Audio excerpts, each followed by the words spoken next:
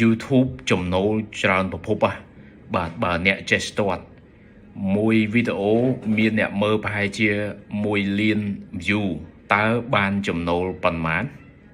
បង្កើនការលក់ 20% ជាមួយនឹង K-Store App by BizAdvisor Digital Loyalty Program ដែលផ្ដល់មុនស្នេហ៍ទៅដល់អតិថិជនរបស់អ្នកលក់ទំនិញតាម K-Store App ដែលមិនអស់កម្រៃជើងសារសូម្បីតែ1សេនចង់លក់ដាច់ត្រូវតែលក់ជាមួយ K-Store App ថ្ងៃនេះបាទនិយាយរឿងចំណូលតែពីរប្រភពទេបាទពីរប្រភពនេះបើយើងចេះស្ទាត់បាទខ្ញុំគិតថាច្រើនបាទច្រើនអញ្ចឹងប្រភពទី1សម្រាប់ម្ចាស់ជីវកម្មដែលមាន YouTube ខ្លាំងណាបាទគឺគាត់អាចមានចំណូលមកពីការលក់ផលិតផលបាទអញ្ចឹងពេលភាគច្រើនបាទអាជីវកម្មដែលមានផលិតផលខ្លាំង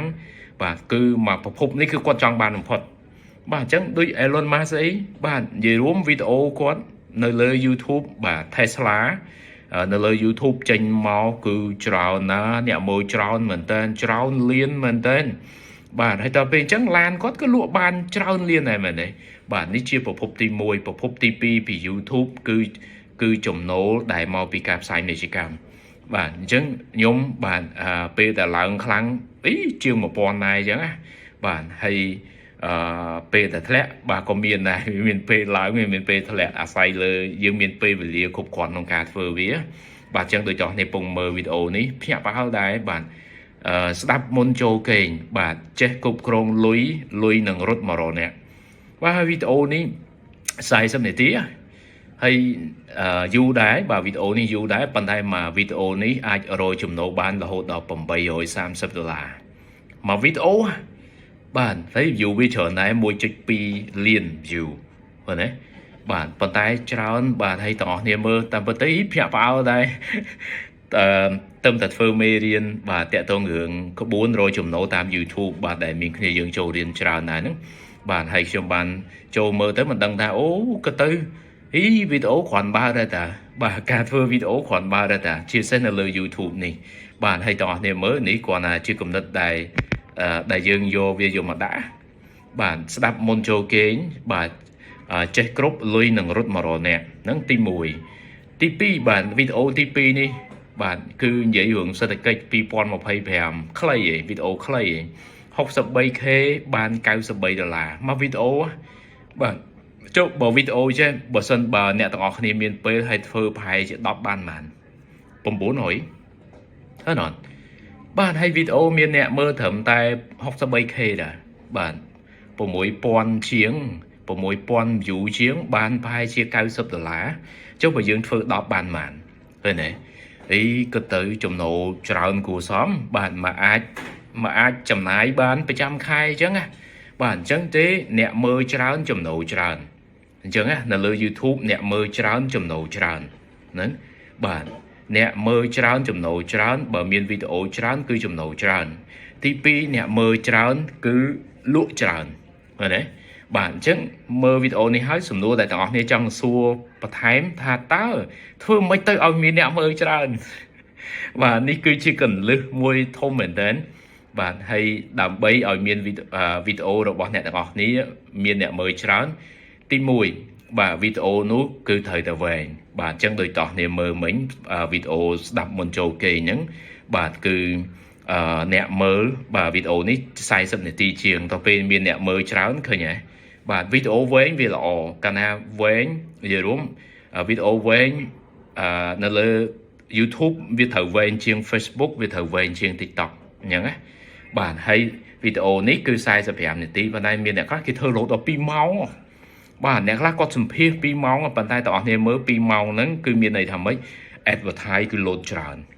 ឃើញទេបាទ advertise load ច្រើនគឺម្ចាស់វីដេអូគឺគាត់បានចំណូលច្រើនអញ្ចឹងនេះទី1បាទវីដេអូត្រូវតែវែងទី2វីដេអូគឺត្រូវតែនិយាយពីការអប់រំ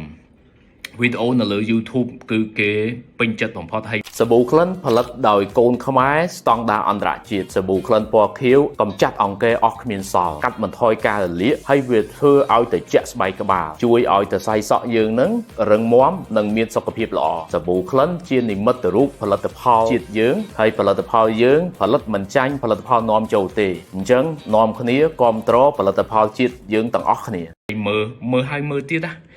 បាទនិយាយរួម YouTube មើលច្រើនជាង Facebook នៅត្រង់ហ្នឹងឯងហើយវីដេអូដែលគេស្ដាប់មិនចេះធុញណាហើយអត់ចេះហួសសម័យទេអត់ចេះធុញហើយអត់ចេះហួសសម័យទេវីដេអូប្រភេទហ្នឹងគឺមើលហើយមានប្រយោជន៍ម្ដងហើយម្ដងទៀតបាទនឹងស្ដាប់ធម៌អីផ្សេងស្ដាប់មិនចេះធុញដូចជាចម្រៀងអីផ្សេងអញ្ចឹងណាបាទគ្រាន់ថាវីដេអូវាត្រូវវែង YouTube ដែលវីដេអូវែងគឺបានចំណូលច្រើនវីដេអូអប់រំគឺមើលហើយមើលទៀតទី3គឺវីដេអូដែលដោះបញ្ហាធំបាទអញ្ចឹងនៅក្នុងសង្គមវាតែងតែមានហេតុការណ៍កើតឡើងអញ្ចឹងណាបាទហើយបើទាំងអស់គ្នាចេះធ្វើវីដេអូតាក់ទងមួយហេតុការណ៍ហ្នឹងដល់ទាំងអស់គ្នាបញ្យល់រៀងលម្អិតតិចរៀងវែងតិចនោះហើយគឺជាអ្វីដែលនៅលើ YouTube គឺត្រូវប៉ាន់មែនទែនបាទអញ្ចឹងមើលវីដេអូនេះហើយបាទតោះនេះចង់រកចំណូលតាម YouTube អត់ចង់បានមួយខែ 1000 ទេបាទសូមតោះគ្នានាំគ្នាចាប់ផ្ដើមបាទមានគ្នាយើងមួយចំនួនខមមិនថានិយាយស្រួលហើយបើធ្វើវាពិបាកមែនបាទមកដល់ពេលនេះខ្ញុំ13ឆ្នាំហើយជាមួយនឹងការធ្វើវីដេអូប៉ុន្តែដល់ពេលយើងធ្វើទៅវាលែងដឹងថាលំបាកប៉ុន្តែអាធំជាងគេបំផុតវាជួយអាជីវកម្មយើងបាទអាបន្ទាប់បន្សំគឺវារកចំណូលមួយខែឲ្យយើង$1000បាទខ្ញុំបានធ្វើវីដេអូពិសេសមួយជាវគ្គបង្រៀនតាមអនឡាញតោះនេះអាចចូលរៀនបានចូលរៀនលើបាក់សី Academy គឺយើងមានវគ្គអនឡាញជាច្រើននៅក្នុងហ្នឹងគឺយើងមានវគ្គ YouTube នេះជាពិសេសដែលខ្ញុំបានធ្វើវីដេអូមេរៀនជូនហ្នឹងនាំគ្នាចូលមើលគឺតាំងពីដើមដល់ចប់អ្នកដែលអត់ចេះសោះ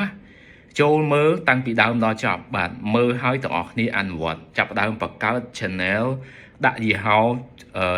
អាជីវកម្មរបស់អ្នកទាំងអស់គ្នាចាប់ដើមធ្វើវីដេអូពីអាជីវកម្មអ្នកទាំងអស់គ្នាទាំងអស់គ្នាដូចខ្ញុំនិយាយអញ្ចឹងធ្វើយូរទៅទាំងអស់គ្នាលក់បានកាន់តែច្រើនណាលក់ផលិតផលបានកាន់តែច្រើនប៉ុន្តែអ្វីដែលល្អទាំងអស់គ្នានឹងបានចំណូលដូចខ្ញុំហើយប្រហែលជាបងប្អូនផ្សេងទៀតបាទនៅស្រុកខ្មែរមានអ្នកបកាយច្រើនណាគាត់មានពេលគាត់ធ្វើវីដេអូបានល្អបាទហើយចំណូលច្រើនណាទៅច្រើនជាងខ្ញុំឆ្ងាយអញ្ចឹងណាបាទអញ្ចឹងទេតោះនេះចង់តោះនេះអាចចូលរៀនបានបាទនៅក្នុង caption បាទបាក់សី Academy បាទហើយចុច link ហ្នឹងទៅចូលរៀនតាមអនឡាញផ្ទាល់តែម្ដងហើយនៅក្នុងមេរៀនហ្នឹងគឺមានប៊ូតុងមួយដើម្បីសួរខ្ញុំបាទអញ្ចឹងគ្នាយើងដែលមើលហើយចូលសួរហងបាទនៅមានសំណួរហើយខ្ញុំចូលឆ្លើយនៅក្នុង website baksaiacademy.com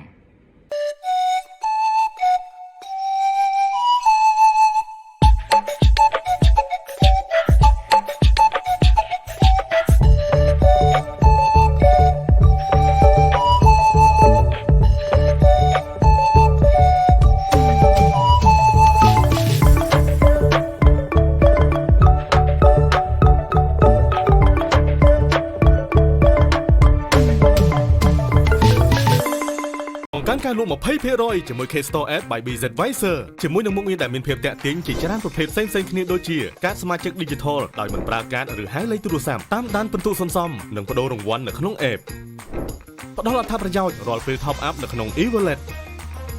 គ្រប់គ្រង promotion ដ៏ច្រើនសម្បូរបែបដោយស្វ័យប្រវត្តិ Digital Coupon ដែលមានភាពបត់បែនមុខងារទាំងអស់នេះអតិថិជនរបស់អ្នកអាចប្រើប្រាស់បានដោយគ្រាន់តែធ្វើការ scan អ្នកក៏អាចធ្វើការលក់ទំនិញតាម K-Store App ដោយមិនចាំបាច់ចំណាយកម្រៃជើងសារសូម្បីតែ1សេនអ្វីដែលពិសេសមួយទៀតនោះ K-Store App នឹងធ្វើការ integrate ជាមួយនឹង Easy Accounting Software Easy Warehouse and Easy POS ដោយស្វ័យប្រវត្តិតាក់ទងមកពួកយើងនៅពេលនេះដើម្បីបង្កើនការលក់របស់អ្នក 20% ជាមួយនឹង K-Store App by BZ Advisor